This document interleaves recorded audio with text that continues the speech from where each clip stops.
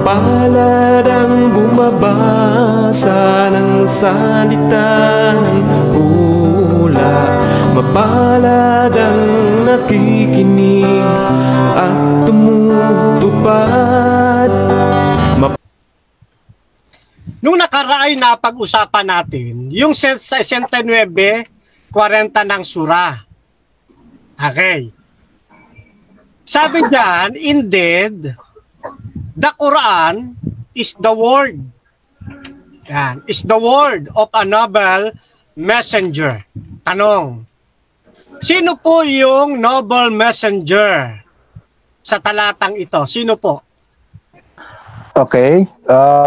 Ang noble ano po muna, Brother Jerod, no? Okay, Pakilino po yung talata muna sa talata po. At the time. Okay. So, Surah 69, 70 ba ito? 40. 69:40. Okay.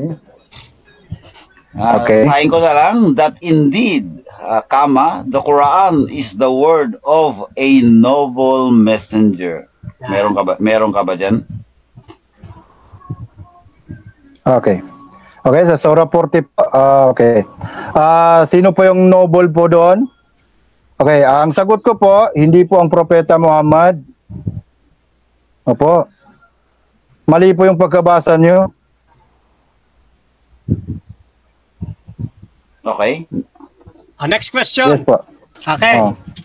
Mali ba ang Sahih International nang sabihin niyang the Quran is the word of a noble messenger? Mali ba ang Sahih International o tama? Okay, mali po. Yung mga Sahih po na yan, sapagkat dinadagdag lang po yung Sahih, bagamat yan po ay daif, nasa daif at maudu. No?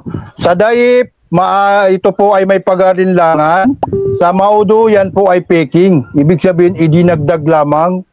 Sapagkat sa Quran, hindi mo mababasa. Next question. Okay. Sabi mo, ito ay daif lang, ano? So, ibig sabihin, hindi mo alam na ang Sahih International ay Quran version ninyo. Hindi mo yun alam? Okay. Hindi po yun, no? Hindi po. Sapagkat wala pong hadith na Sahih International na sumasalungat po sa aya po ng Quran, sapagkat ang lahat po ng Sahih ay meron po itong na-mention po ito sa Quran. Next question. Okay, next question. Ilang version ang alam mo na Sahih International ng Quran? Ilang version ng Quran ang alam mo sa Sahih International? Ilan? Okay. Okay, marami po, no? Marami po tayong maano diyan. Mga alam po diyan sa Sahih na yan, sapagkat tayo po ay isa pong mga ngaral ng Muslim, no po? No po. Mismo po sa Quran, no? Tinabi sa Quran po, yung sinasabi ng 69 verse 40, ang sinasabi, inahu laqawlu rasulin karim.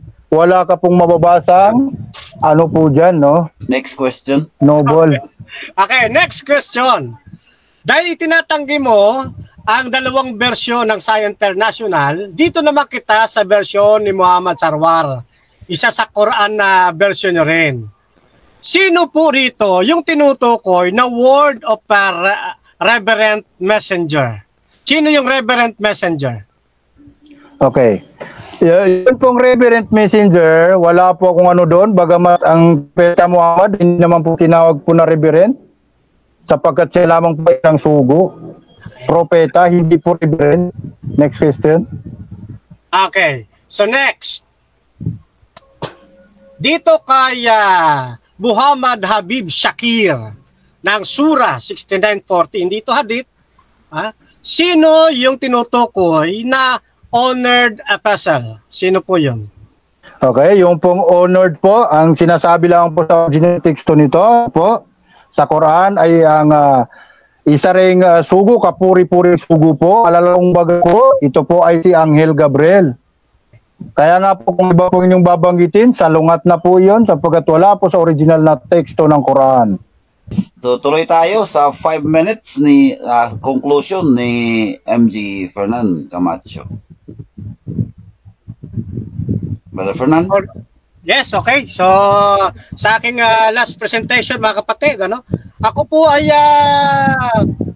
kasalukuyang natutuwa, mga kapatid. Oh, alam niyo kung bakit? Sapagkat tanging-tangi, ang atin pong kausap ang hindi nakakakilala ng international o ng Sahi International. Tandaan niyo po, mga kaibigan, mga kapatid, ang Sahi International, yan po ay isang tanyag ng pagsasalin ng Quran sa wikang Ingles. Na ang gumawa mismo yung mga Muslim, mga authoritative nila. Hindi po sino-sino. Ano po? Yang salin na yan, sabi niya marami, hindi marami, dalawa lang po yan.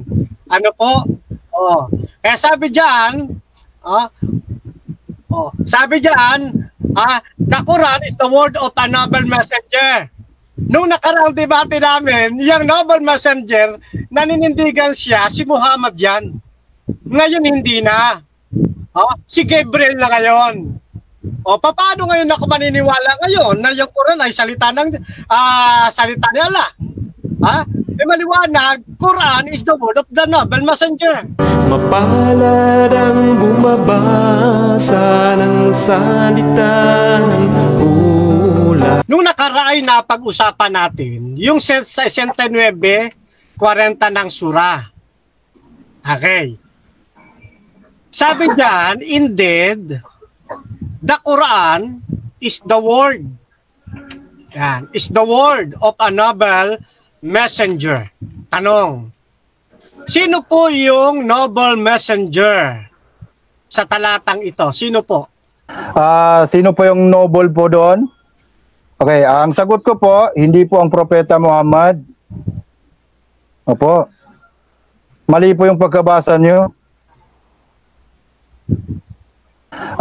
Sino po yung noble po doon? Okay, ang sagot ko po, hindi po ang Propeta Muhammad. Opo. Sino po yung noble po doon? Okay, ang sagot ko po, hindi po ang Propeta Muhammad. Sino po yung noble po doon? Okay, ang sagot ko po, hindi po ang Propeta Muhammad. Mapalad ang nakikinig at tumutupad. Dito sa Sahi Surah 69 verse 40 ng Sahi International sa inyong Quran translation. Sino yung noble messenger? Tama ba na si Muhammad yan? Yes or no?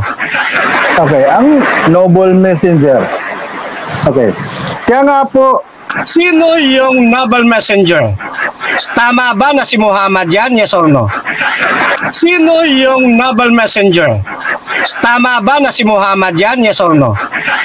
Sino yung noble messenger? Tama ba na si Muhammad yan? Yes or no? Okay, ang noble messenger. Okay. Siya nga po. Siya nga po. Siya nga po. Sino yung noble messenger? Tama ba na si Muhammad yan? Yes or no? Sino yung noble messenger? Tama ba na si Muhammad yan? Yes or no? Okay, ang noble messenger. Okay. Siya nga po, no? Sabi diyan, sabi diyan, the Quran is the word of a noble messenger. Nung nakaraang debate namin, yung noble messenger, naninindigan siya, si Muhammad yan. Ngayon hindi na. Si Gabriel na ngayon. Paano ngayon ako maniniwala ngayon na yung Quran ay salita ni Allah? Maliwanag, Quran is the word of the noble messenger. Kahit pa yung noble messenger dito ay si Gabriel. Di lalong komplikado, hindi salita nga ni Allah, kundi salita ni Gabriel. Ayan pa kay Muhammad the Shakir, Habib Shakir. Most surely it is the word brought by an honored apostle. Sino po yan? Sino kinikilala po na yan? Si Muhammad. Si Muhammad yan, mga kapatid. Kaya hindi pwedeng pagpatingan ng katotohanan ang Quran. Sabi nga dito sa Mimri, no, sabi nga This writing system is a human invention, argue Hashim. There is no reason to sanctify it. Ang tinutukoy niya yung Quran. As many Muslims do. In fact, he says, it is time to correct some 2,500 errors of spelling and grammar and words made by the scribe in that period and remain part of the Quranic text to this day. Oh, ano sabi? Dapat na itong ano eh. Itama. Sabi ay napakarami nito. Hindi ko lang maiisa-isa eh. Yan, ano? Yan. Mula diyan sa part na yan, sa part na to na yung Quran, maraming errors. Hindi siya pwedeng pagkatiwalaan kaya dapat na siyang i-revise. Oh, hindi siya pwedeng i-sanctify o banalin. Oh, bakit maraming errors? Kasi salita lang siya ni ni Muhammad na pinarecite sa mga ulama. Oh, ano pa katunayan? Oh, sabi sa Al-Fatiha, sa ngalan ni Allah ang pinakamahabagin, pinakamaawain. Kung siya lang nagsasalita nito, dapat sa ngalan ko. Bakit sinabi sa ngalan ni Allah? Di may nagdanarate. Oh, ano pa? Ang lahat ng kalwatian at papuri ay kay Allah. Oh, hindi ba may third person? O ano pa? Ikaw po lamang ang aming sinasamba. O hindi kasi Allah talaga ang sumulat ang salita ng Quran. O, ano pa sabi? O, 1:6 ng Al-Fatiha, iyong patnubayang kami sa matwid na landas. O, sino yung dinadalanginan dito kinakausap? Di ba si Allah? Ayon sa inyong ano? O hindi talaga to si Allah. So, nagano ng Biblia, ng inyong Quran. Ha? Kasi dapat iyong aking papatnubayan kayo sa matwid na landas kung si Allah yan. Bakit? Iyong patnubayan kami. O, hindi si Allah. Diba?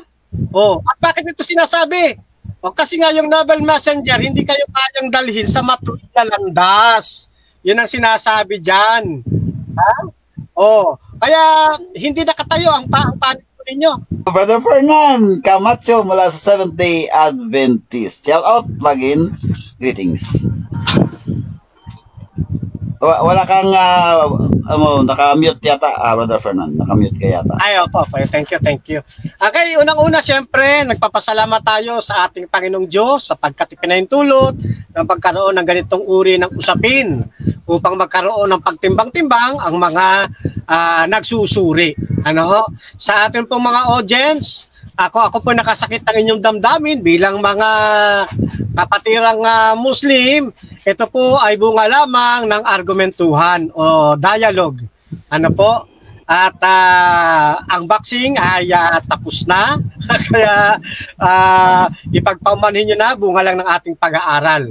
At dito po sa ating programa sa Philippine Debaters Association, maraming salamat kay kapatid na Jerod sa napakagandang pagmo-moderate. Ginagalang talaga natin yan. Kaya pag sinaway tayo, nagpapasaway tayo. At sa aking gwapong-gwapong kay kapatid na James Santulan. Yan, lagi ko na itong nakaka-dialogue, nakaka-debate, at napaka-mahinahong tao nito at napaka-ayos kausap. Kaya kahit ulit-ulitin pa pakipag-usap ay ayos lang sa akin po. Okay? At syempre, meron po ako YouTube channel, mga kapatid. At type nyo lang po, Fernando B. Camacho Jr. Yan, nalabas na po yung napakaraming mga programs natin dyan. Shoutout po sa aking mentor, kaya Rocky Tulog. Ganun din sa kabuuan, lahat ng membro ng Advent Biblical International Ministry. Ganyan din sa 3A Media. Maraming salamat po sa inyo. Adventist man hindi, kayo po yung aking pinagpapasalamat. Ngayong gabi, iniiwan ko po kayo sa mapagmahal na palad ng ating pong Panginoong Diyos at pagsamasamahan natin na lasapin ang kanya pong pagmamahal. Hasta la vista! Viva El Señor! Viva Adventista del Séptimo Día! Chukbok! Habnida! Mispa sa inyong lahat, mga kapatid. Okay, so yun po, ang kabuuan sa debate sa gabing ito sa pagitan ni Brother Fernan Camacho, mula sa Seventh-day Adventist, at saka kay Brother Mike James Antulan Uto mula sa relihiyong Islam. Mapalad ang bumabasa ng salita ng hula, mapalad ang nakikinig at tumutupad, mapalad ang nahahain at sila ay aaliwin. Mapalad ang nagugutom at sila